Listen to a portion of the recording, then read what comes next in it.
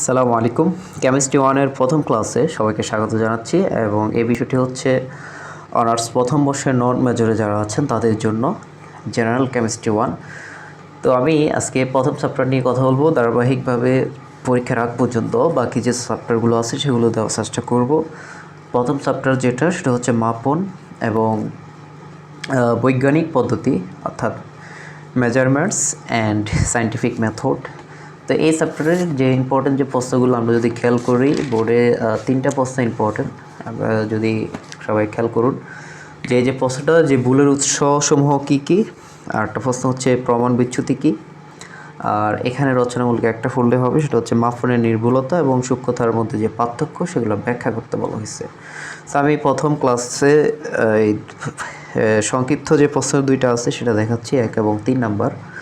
তো আমাদের প্রথম হচ্ছে ভুলের উৎসসমূহ কী কী, আর একটা হচ্ছে প্রমাণ বিচ্যুতি কী। তা আমি যে বই থেকে দেখাচ্ছি এটা হচ্ছে একেবারেই অনেক সুন্দরভাবে দেওয়া আছে এখানে।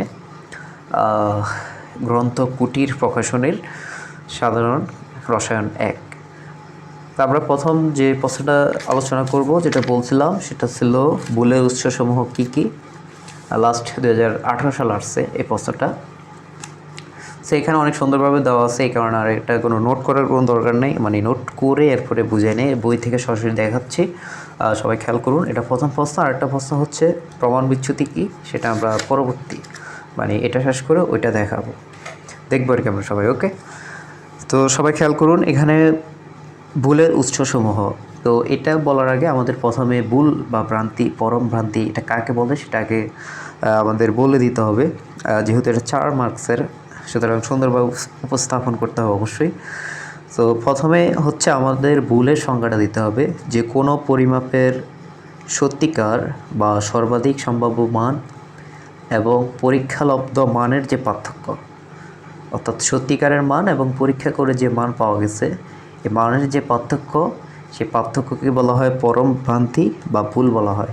হ্যাঁ, আর পরম ভুল এটার ফর্মুলা হচ্ছে ইকুয়াল হচ্ছে পরীক্ষালব্ধ মান মাইনাস হচ্ছে এটা সত্যিকার বা সম্ভাব্য যে মান সেটা, এটা থেকে এটা বিয়োগ করলে যেটা বের হবে সেটাই হচ্ছে ভুল। হ্যাঁ, ভুলের অ্যান্সার। সো ভুল কাকে বললো আশা করি সবাই ক্লিয়ার। ওকে, এবার আসি আমরা। ভুলের উৎস হচ্ছে 2 ধরনের, একটা হচ্ছে নির্ধারণযোগ্য ভুল, আরটা হচ্ছে অনির্ধারণযোগ্য বা আকস্মিক যে ভুলগুলো আছে, অর্থাৎ ডিটারমিনেট এবং ইনডিটারমিনেট এরর। তো নির্ধারণযোগ্য ভুল কি, সেটা হচ্ছে যে ভুলসমূহ এড়ানো যায় বা যাদের পরিমাপ করা যায় সেগুলোকে বলা হয় নির্ধারণযোগ্য ভুল। আর যে ভুলগুলো এড়ানো যায় না সেটা হচ্ছে অনির্ধারণযোগ্য ভুল। আমরা সেখানে যাচ্ছি। নির্ধারণযোগ্য ভুল এখানে 6 প্রকারের দেওয়া আছে, যে ব্যক্তিগত, যান্ত্রিক, বিকারকজনিত, পদ্ধতিগত, আকস্মিক, আর এখানে দেওয়া আছে যোগধর্মী বা আনুপাতিক ভুল। সো এটা কয়েকবার পড়লে আশা করি মুখস্থ হয়ে যাওয়ার মতো হওয়ার কথা, যে ব্যক্তিগত, যান্ত্রিক ভুল, এরপর বিকারজনিত, পদ্ধতিগত, আকস্মিক, এরপর হচ্ছে যোগধর্মী বা আনুপাতিক ভুল ইত্যাদি হচ্ছে নির্ধারণযোগ্য ভুল। আর অনির্ধারণযোগ্য যে ভুল সেটা হচ্ছে যে ভুলগুলো এড়ানো যায় না বা যাদের পরিমাপ করা যায় না সেগুলোকে বলা হয় অনির্ধারণযোগ্য ভুল। অর্থাৎ যেগুলো হচ্ছে পরিমাপ করা যায় না, হ্যাঁ, এড়ানো যায় না, সেগুলো হচ্ছে অনির্ধারণযোগ্য ভুল। আর যেগুলোকে আমাদের পরিমাপ করা যায় সেগুলো হচ্ছে নির্ধারণযোগ্য ভুল। তো এই ছিল, এটা হচ্ছে দুই একবার যদি কেউ ভালোভাবে পড়ে তাহলে কার কোনো সমস্যা হওয়ার কথা নয়। তো আশা করি এখান থেকে এতটুকু পর্যন্ত যদি দেন তাহলে আমরা পূর্ণ মার্কস যেটা সেটা আশা করতে পারি। এবার আমরা দ্বিতীয় যে প্রশ্ন আরেকটা ছিল অতি সংক্ষিপ্ত প্রশ্ন, সেটা ছিল যেটা প্রমাণ বিচ্যুতি কী সেটার ব্যাখ্যা। এবার আমরা যদি দেখি যে এই যে প্রশ্নটা, প্রমাণ বিচ্যুতি বা স্ট্যান্ডার্ড, এটার উচ্চারণ হচ্ছে এটা স্ট্যান্ডার্ড ডিভিয়েশন, TION। ওকে, ডিভিয়েশন। ওকে, এটার উচ্চারণ কি? ডিভিয়েশন, স্ট্যান্ডার্ড ডিভিয়েশন, অর্থাৎ প্রমাণ বিচ্যুতি।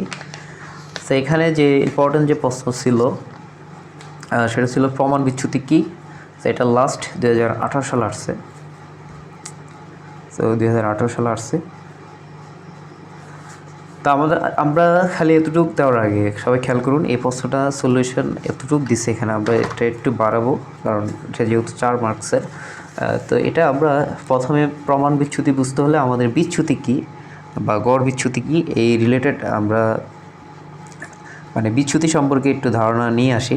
তো বিচ্যুতি হচ্ছে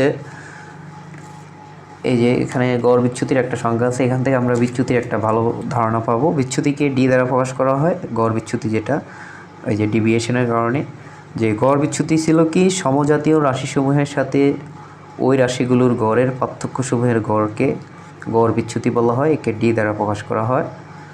আর এখন যেটা পড়তেছি সেটা হচ্ছে প্রমাণ বিচ্যুতি বা এটাকে বলা হয় স্ট্যান্ডার্ড ডিভিয়েশন। সো এটা হচ্ছে সমজাতীয় রাশিসমূহের গড় থেকে তাদের বিচ্যুতিসমূহের বর্গের যোগফলকে, এই যে বিচ্যুতিসমূহের যে বর্গের যে যোগফলকে রাশিসমূহের, অর্থাৎ একটা রাশি যদি 100 হয় আর রাশিসমূহকে n দ্বারা প্রকাশ করা হয়, রাশিসমূহের সংখ্যা হতে 1 কম দ্বারা অর্থাৎ n-1 দ্বারা ভাগ করলে যে ভাগফল পাওয়া যায় তাদের যে বর্গমূল সেই বর্গমূলকে বলা হয় প্রমাণ বিচ্যুতি। হ্যাঁ, তার বর্গমূলকে বলা হয় প্রমাণ বিচ্যুতি। তো প্রমাণ বিচ্যুতিকে এই যে নিম্নরূপে সংজ্ঞায়িত করা হয়, এই যে সূত্রটা, ফর্মুলাটা স্ট্যান্ডার্ড ডিভিয়েশন, যেহেতু এই কারণে এস দ্বারা প্রকাশ করা হয় এখানে। আর এরপরে এটা লিখে দিতে হবে যে পরীক্ষালব্ধ রাশিমালার প্রমাণ বিচ্যুতি যত কম হবে মাপন তত সূক্ষ্ম ও নির্ভরযোগ্য হবে। সে এতটুকু লিখে দিলে আমাদের যথেষ্ট। আশা করি বোঝা গেছে বিষয়টা। আবার বলতেছি, প্রমাণ বিচ্যুতি কি, যে সমজাতীয় রাশিসমূহের গড় থেকে তাদের বিচ্যুতিসমূহের বর্গের যে যোগফল, এই যে বিচ্যুতিসমূহের বর্গের যে যোগফল, সেটাকে আমরা কী দ্বারা ভাগ করব, আমরা যে রাশি সংখ্যা অপেক্ষা 1 কম দ্বারা, হ্যাঁ, n-1 দ্বারা ভাগ করে এদের যে বর্গমূল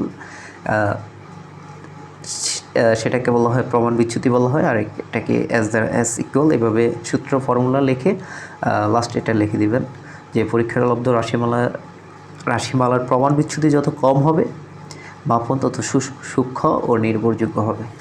তো এই দুইটি প্রশ্ন এখন আলোচনা করছি। আশা করি কেউ যদি ভালোভাবে 2-1 বার পড়েন তাহলে এই চ্যাপ্টারের প্রশ্ন আসলে কোনো সমস্যা হওয়ার কথা নয়। পরবর্তী ক্লাসে ওই যে আরেকটি প্রশ্ন যেটা আছে সেটা আমি দেখাবো। ওকে, তো সবাই পরবর্তী ক্লাসের জন্য প্রস্তুতি গ্রহণ করুন।